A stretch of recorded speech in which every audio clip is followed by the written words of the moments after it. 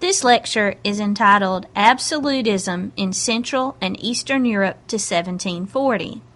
In Central Europe, we'll talk about two German states, Austria and Prussia, which were states within the Holy Roman Empire, and in Eastern Europe, we will talk about absolutism in Russia. We will talk about Russia and absolutism there in a separate lecture. Absolutism in Central and Eastern Europe can be defined and actually is defined in the same way as absolutism in Western Europe. It also shares the same 6 characteristics that we described and reviewed in Chapter 16. Be sure to take a look at those in your notes. We assume, for the purpose of this lecture, that you have learned the definition of absolutism and its characteristics. Therefore, let us just say here that absolutism in Central and Eastern Europe can be defined the same way as absolutism in Western Europe, and it has the 6 same basic characteristics. However, absolutism in Eastern and Central Europe has 2 additional characteristics. These 2 additional characteristics are: an extremely strong class of nobles existed in Central and Eastern Europe. They are, for example, the boyars of Russia and the junkers in Prussia. Second additional characteristic: serfdom still existed and was in effect and practiced in Central and Eastern Europe at this time. And serfdom in Central and Eastern Europe at this time was characterized by extremely oppressed peasants. Because Eastern Europe still maintained the practice of serfdom, they were viewed as inferior by Western Europe. Serfdom had disappeared in Western Europe starting in about 1348 as a result of the Black Death. That information is discussed in detail in Western Civ 1. So, to recap, Eastern absolutism, Central absolutism, Western absolutism all means the same thing.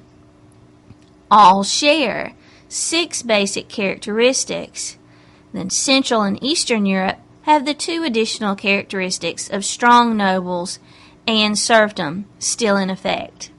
In this lecture, we are going to talk about Austria and Prussia as examples of absolutism in Central Europe.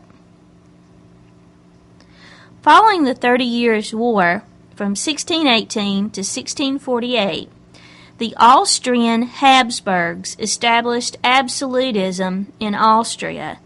To recap previous information, the 30 Years' War, which was fought between German Protestants and German Catholics from 1618 to 1648, was over the issue of religious freedom, which had not been really resolved in the German section of the Holy Roman Empire.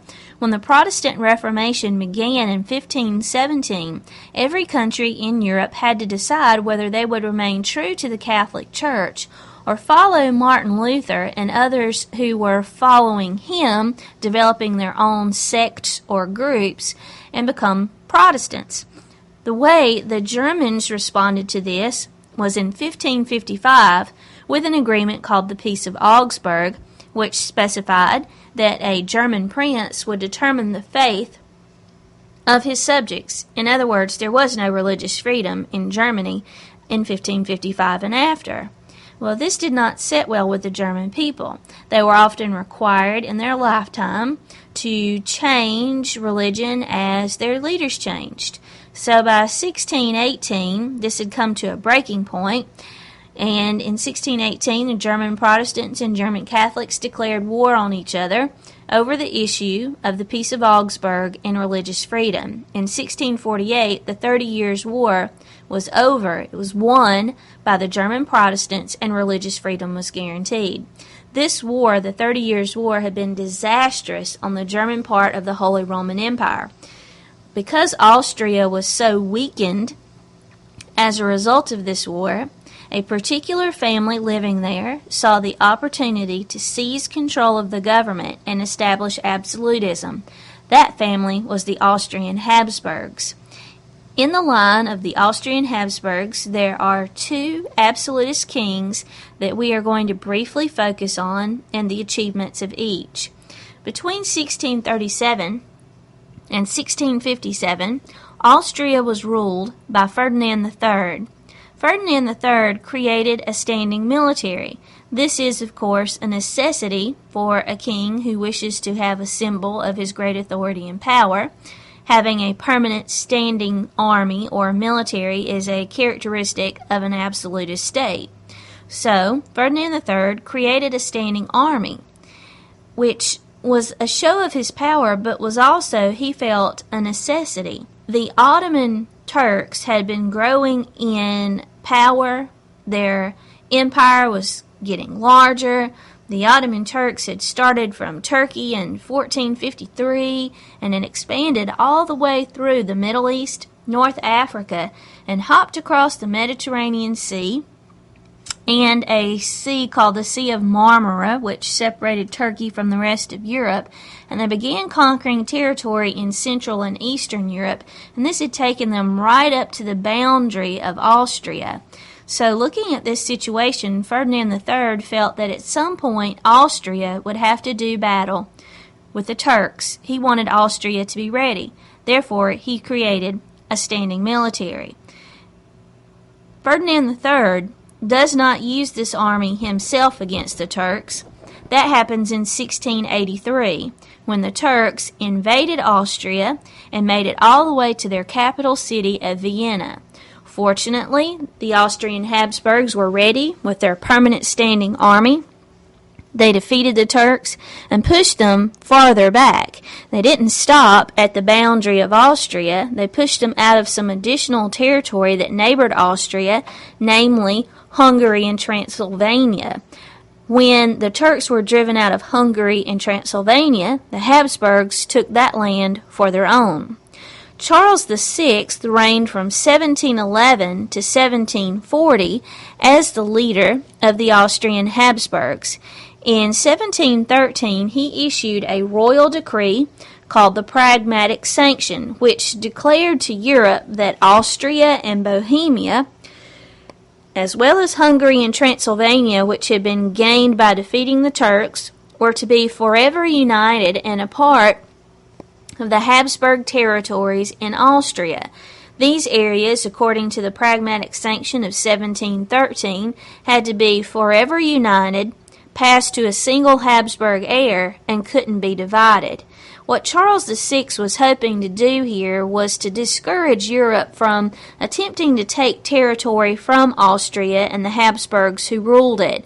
Unfortunately, this Pragmatic Sanction of 1713 was seen somewhat as a dare, I guess you could say, by other European countries.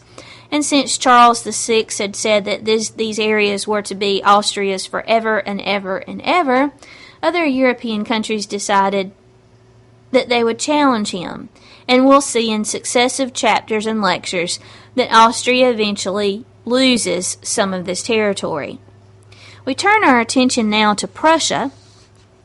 Prussia was much the same situation following the 30 Years' War, extremely weakened by this long, disastrous war there, and a Prussian Junker, that means a noble family from Prussia, the Prussian Junker family called the Hohenzollerns took the opportunity of a weakened Prussia to establish absolutism there.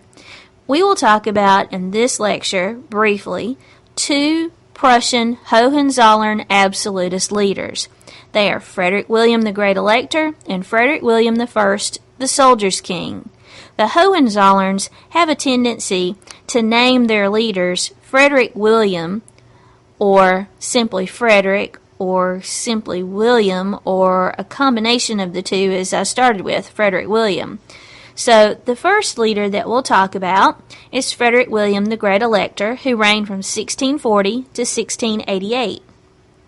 Frederick William's major achievements were that he gained some territory for Prussia in some neighboring areas called Brandenburg and the Rhine, and this is a very negative thing. He issued permanent taxation, that is, taxation whenever he needed tax money without the consent on the Prussian people. Why did he do this? Because he said that Prussia was facing two very real threats. Louis XIV was a neighbor. France was a neighboring area to Prussia, and we'll remember from a previous lecture that Louis XIV had the largest army assembled in Europe at this time, an army that numbered 250,000. Frederick William used his permanent taxation without consent to finance, to fund, to build a huge permanent standing army that would be ready to do battle should they need to with Louis XIV, and also against a group from Asia called the Tatars. These people, the Tatars, had invaded Prussia on numerous occasions and had taken the Prussian people captive against their will. So Frederick William reminded the people, while you may not want to pay these high, painful taxes, it is necessary to avoid becoming a part of France or to be taken as a hostage by the Tatars. Frederick William the Great Elector was succeeded by a Prussian leader named Frederick the Ostentatious. We won't focus on him. All he really achieved during his reign was to copy and imitate the style of Louis XIV, which, as we saw in a previous lecture, was something that many European nobles did. He was succeeded by Frederick William I, the Soldiers' King, who reigned from 1713 to 1740. Frederick William, the Soldiers' King, or Frederick William I, was absolutely, totally obsessed with militarism.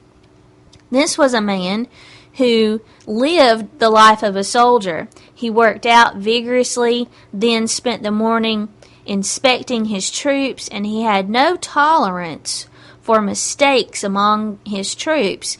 While he wanted a big, efficient, well-trained army, he also wanted one that was beautiful. So Frederick William's obsession with tall, beautiful peasant soldiers dressed in tight, bright uniforms was discussed all around Europe, and actually many European kings sent Frederick William I, the Soldiers' King, men from other countries so that maybe they could partially buy him off or win him over by sending him these beautiful soldiers. Frederick William I, the Soldiers' King, worked very hard to make Prussia's army one of the biggest in Europe. In fact, his country ranked 12th in population at the time, but had the 4th largest military in Europe. So it goes without saying that everyone in Prussia, every man, able-bodied, served in the army. Peasants were the soldiers, junkers were its officers or commanders.